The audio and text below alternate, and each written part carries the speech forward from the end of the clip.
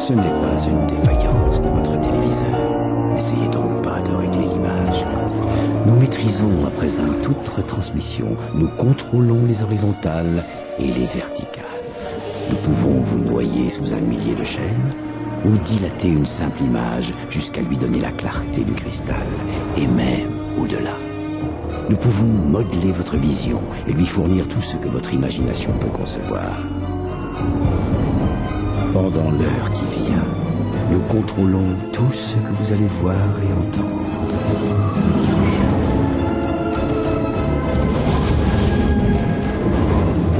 Nous partagerons les angoisses et les mystères qui gisent dans les plus profonds abysses.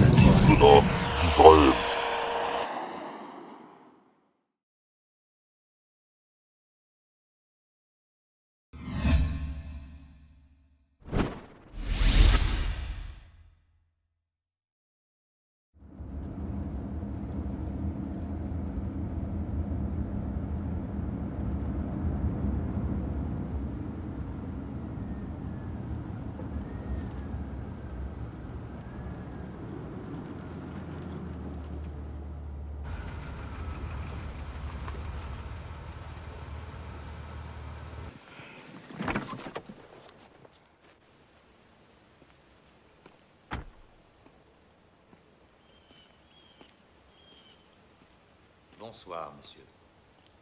Bonsoir. Pouvons-nous vous être utiles? Eh bien, je suppose qu'il vous faut le mot de passe. Si monsieur veut bien. Fidelio. Merci, monsieur. Si vous voulez bien nous suivre.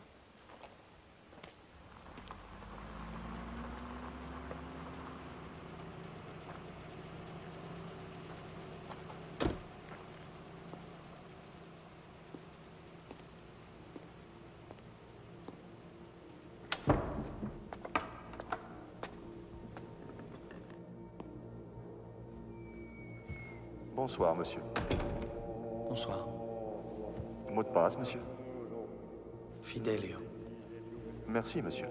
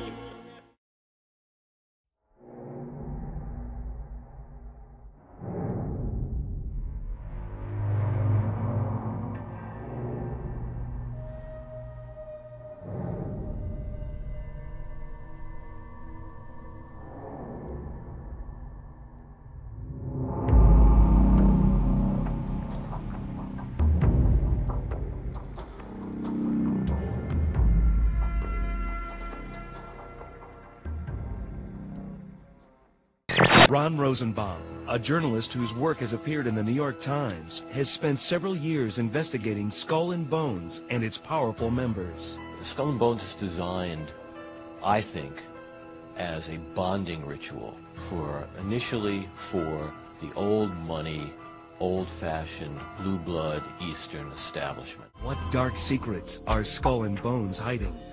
According to Ron Rosenbaum's new book, the Bonesmen practice a number of bizarre rituals, including one known as the sexual confessional. And it happens every Sunday night, and they all gather, and one by one per week, they share the secrets of their sexual life. It's a kind of sex education thing for the ruling class kids to initiate them into a more sophisticated knowledge of sexuality, so they wouldn't be taken advantage of by, say, working class girls or girls from the wrong class or gold diggers or fortune hunters.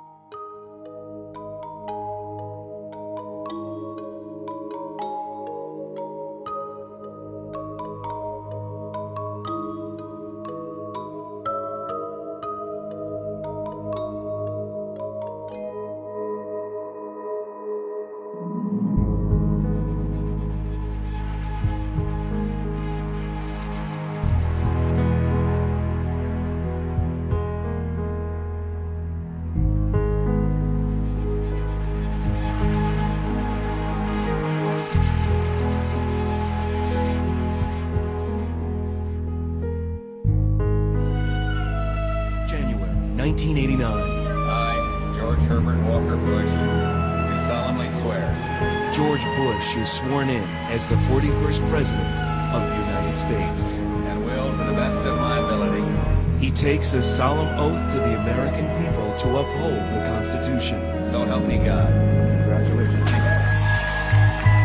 11 years later, his son, George W. Bush, hopes to follow in his father's footsteps. But few Americans realize that both father and son have already taken an oath to a mysterious and powerful secret society known as Skull and Bones.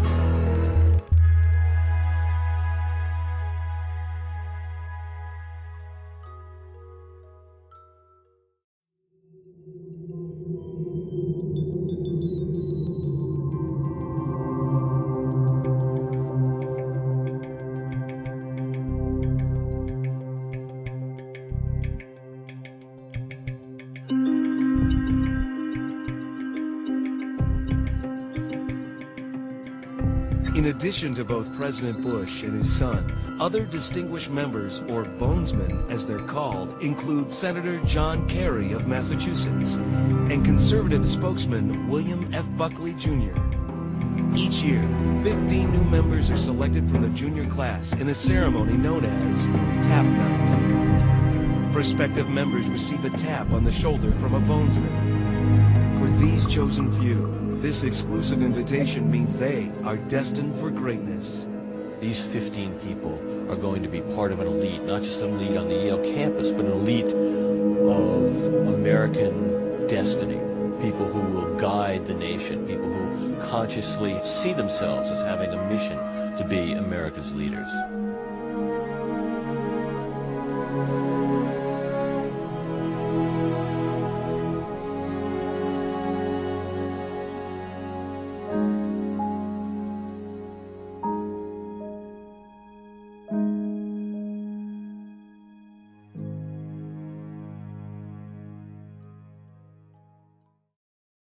But one thing is clear, the power of Skull and Bones extends far beyond the ancient walls of its secret tomb. I think what makes Skull and Bones significant, not just as some, extra special fraternity or something like that, is that over the years, Skull and Bones people have been secretaries of state, they've been presidents, they've been in the foreign policy establishment, they've been in the cabinet, they've been on the Supreme Court. These are the people who have shaped America's character. And what's interesting is they've had their character shaped inside the tomb of Skull and Bones.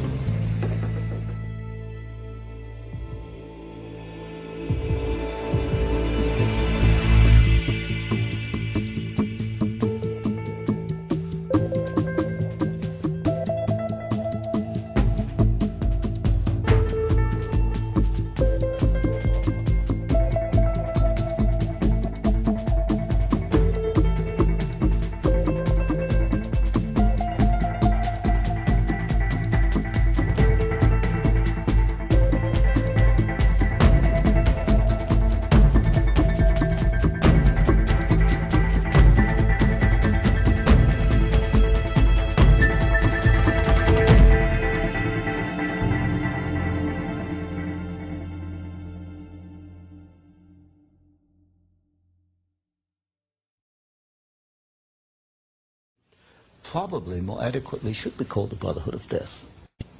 So what I've had to do is look at the history, the biographies of the leading members of the order and reconstruct their career and see if there's a common pattern in their careers. While doing that, I came across some interesting documents. Some members apparently are not too happy once they become involved with us after 10 or 20 years. One member in particular left a memorandum. He wrote it in 1932. It was buried away in his papers. I don't think anybody found it before I did. And it was a 6-page memorandum on the order, naming some of the members, and said it was the most sordid thing ever happened in the history of man. So, but to come back to my point, I have to reconstruct the objectives. What are the objectives? In the words of one member, might is right. If you have the power, you use it to achieve your objectives. What is the objective? As you look at the histories of individual members, it can only be one thing: to acquire power, to keep power, to use power for their own purposes. Il est ainsi évident, donc par ces preuves, qu'une telle organisation a un pouvoir sans précédent, que ce soit dans la société américaine ou mondiale, afin de nous manipuler à sa guise. Il est question ici des maîtres du monde, que vous le vouliez ou non. C'est pas là la question. Leur monnaie de singe est la référence mondiale, c'est la référence de tous les échanges commerciaux.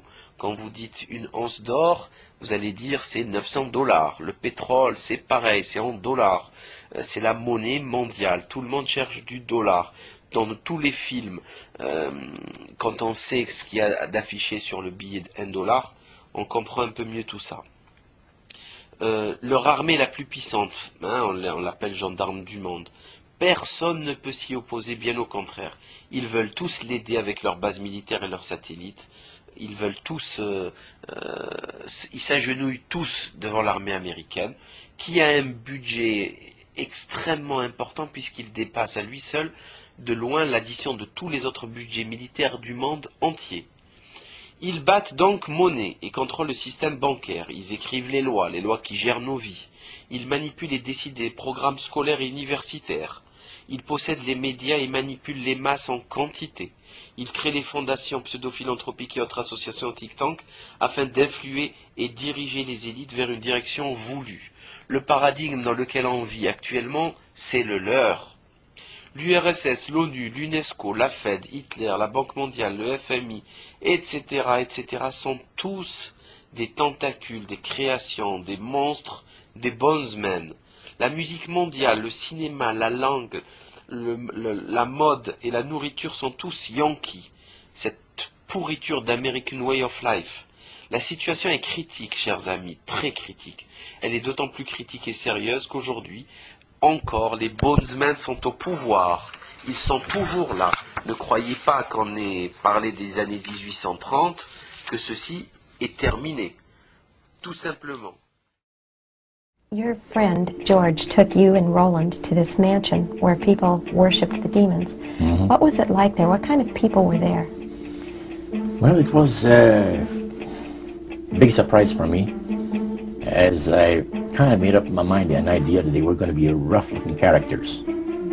But as we entered the place, I was amazed to see that they were all very well-dressed, well-mannered, and that a lot of the people, as we were being introduced to people, were professionals, doctors, attorneys, a lot of business people. And see what they had a praise session to the gods, which is the spirit counselors, which are in charge of legions of spirits, demon spirits, and they talk about what the Lord of their lives has done for them. Satan existe, c'est pas une idée, c'est pas une métaphore, c'est une entité qui existe. Sinon, tous ces gens qui ont façonné votre monde n'y croiraient pas. C'est des gens intelligents, ok? Ils imposent leur désordre et vous faites rien. Donc ne vous croyez pas supérieur à eux intellectuellement. Ça soit clair. Parce qu'il y en a plein qui se croient intelligents. Hein? Oui, non, ça marche pas comme ça. C'est les boss. C'est le président, c'est lui qui signe les lois, c'est lui qui va augmenter les impôts, qui va créer de nouveaux impôts, qui va vous foutre en prison, c'est lui le boss. Et lui qui croit en Satan, c'est son Dieu. So in reality, Roger, you were chosen by high-powered demon spirits to be a part of their human, special, privileged group. You see, these people in Montreal, the society, like the priest mentioned, there's thousands of spirit worshippers in only different societies of spirit worshippers in this world. But he says we are the elite. We know the real truth about the Master and his angels. And they are not hideous-looking beings. They are gorgeous creatures. Now, I recall reading in your book that at this praise worship service they would sing hymns. Why would they sing hymns in a demon worship? Yeah, this was kind of a big surprise to me when that took place. The priest said, hey, let's go down to the worship room of the gods and have a praise session, a singing session. So we go down there, and what do you think they pass around? Church hymnals. You know, Christian church hymnals. And I couldn't believe this. He said, what's his business? So the priest says, well, now, he says, for those of you that are new, let me tell you that this is the most feasible way, he says, to please the spirits. It's to deride Christ and his people, you know, and his church and all that. So they sing out of Christian hymnals. They didn't sing Christian words to the hymns, however. Well, they changed a lot of them. Yeah, and not for the good. It's a form of blasphemy. Yeah.